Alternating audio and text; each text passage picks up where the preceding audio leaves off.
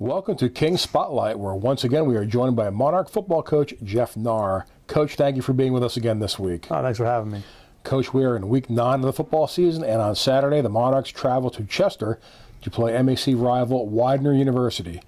But before we get to that game, let's talk about last week's game, an 18-15 victory over FDU Florham, and a game Kings won on a touchdown with 20 seconds left in the contest. It was the 5th game this season which Kings has played in a game that wasn't decided until the final moment. But this one was a little bit different in the fact that this was a low-scoring game in which the offense seemed not to be able to find a rhythm. The team was coming off a bye week, and with that week off, do you think the timing was off because of the bye, or do you think you just chalk it up to one of those days? I think we were just a little off. I don't think with the bye because we had some good, bye week practices. Working on some things from there. It was just. We were a little bit, off here and there. Missed a deep ball, one, actually two, a little off in our run game. They had done some things differently, from a scheme standpoint, and then we had to adjust to that, and so just we're kind of misfiring, just really couldn't get into a rhythm, but did enough to hang around, and then finally kept trying to talk to them about getting in the rhythm, what we needed to do, and then they put the drive to get the field goal, and then the drive to win it. So again, they stayed the course. They didn't panic. They kept working. Like we always tell our kids, and they're resilient. Is that doesn't matter till there's all zeros. So keep playing. Even though we haven't made plays, you still got opportunity to make them, and just line up and play the next play. Don't worry about the past. Learn from it, move on. And they did that offensively. Then we got in the rhythm at the end when we needed it and got it there. And we always talk about playing complementary football, and our defense enabled our offense to work through the misperfections and stuff like that to stay in the game, because I think our defense played very, very well on Saturday. Well, Coach, this week Kings is traveling to Chester to face one of the longtime MAC contenders in Widener University. Widener is 6-2 overall and 6-1 in the MAC.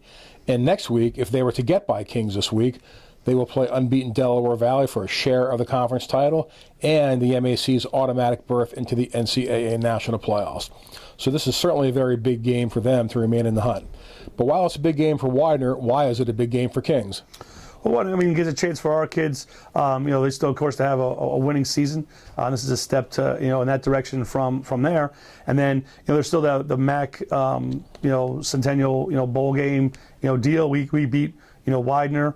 Del Val beats them, then they're 6-4. We could be 6-4. A bunch of teams could be 6-4. Then there's all kinds of tiebreakers for who possibly gets the second berth from our conference into those games. So we still can be relevant and playing meaningful football. In the 9th week of the season, we don't control our destiny for one of those MAC Centennial games, but we finished the deal out here 6-4.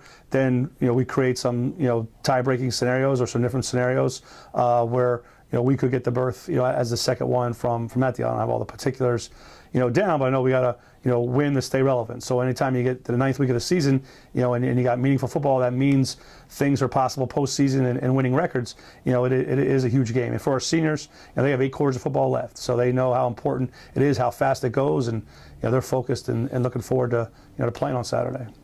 Well, Coach, Widener on offense averages 355 yards per game, but they've been using 2 quarterbacks for much of the season in Sean McGaughey, who was listed as a starter, and Graham Jesperson. Are they similar players, or does each of them bring something unique to the table? I think they're similar. I think they're trying to find a rhythm or the the right guy. I'm not sure if one of them got hurt or not. We haven't seen anything that determined if he did get hurt. They might just have been happy with how things were were going. They listed the McGaughey kid as the guy for us this week, and he was the guy from last week. He throws the ball really well. It gets out of their hand fast. They got a guy that can run the top off of, maybe the fastest receiver in the conference, and they got guys that do a good job of getting open underneath. So they have a potent passing attack that's set up by they have a 2-headed monster at running back, and both of those guys are eerily similar and do a phenomenal job and really get their offense going with their run game. Well, Widener is a team that you always know will have speed at the running back and the receiver slots. They have 3 receivers who have combined for 92 catches for nearly 1,500 yards, and those 2 running backs you referenced who have rushed for 389 and 372 yards respectively. So there's obvious balance on the offensive side of the ball and tremendous talent as well. Yeah, they're big up front. I think they like to establish the run game, because if you can run the ball, you could do whatever you want from there. And they got 2 guys that can do it. And when those guys go north and south, they're difficult to deal with. Plus they get involved in the pass game, in the draw, and then the receivers. Like I said, they love to get the big play, and they got a guy that can get it done, and then they got guys with great hands that run really good routes and find zones underneath, or can hit crossing routes and man to keep their offense moving from there. And it starts up front. They do a good job protecting the quarterback, and it gets out of his hand really quick. Coach, what are the key elements for the Kings defense to execute in order to be able to try and slow down that Pride offense? The one I think what we see with they like to run the ball. They're good at running the ball. If we anytime you can control and handle someone's run game and make them off schedule and make them one-dimensional, or make them throw more than they want to, it helps us from that deal. And our kids have a lot of confidence. We faced all passing team in FDU last week and did a really good job with that. So hopefully we can stop the run, force them to throw the football and not give up big plays. Widener's been able to hit some big plays in the past against us, and that's huge momentum type deals, and it makes it easier for the offense. We have to make them earn it and work their way and keep everything in front of us and be good short tacklers on Saturday. Coach, the Widener defense is as stout as always and stands second behind Delaware Valley in virtually every major defensive category in the MAC. The Pride defense allows just 12.6 points per game and only 287 yards of total offense per game. They've also totaled 64 tackles for loss and 25 sacks in 8 games. What do you see on film in watching that Widener defense? I mean, they're a typical deal. They're extremely well coached, and what he gets the most out of his players. In the past, Widener had every blitz known to mankind, and everybody came.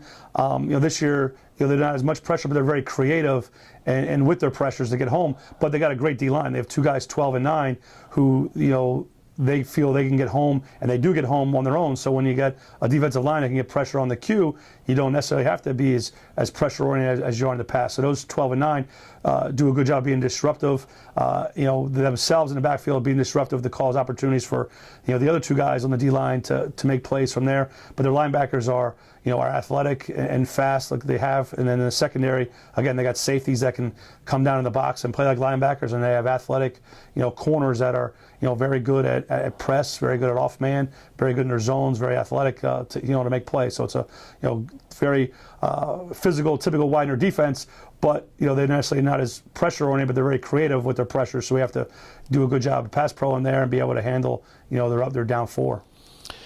Clearly, the Kings' offense will need to be much sharper than it was last week against FDU.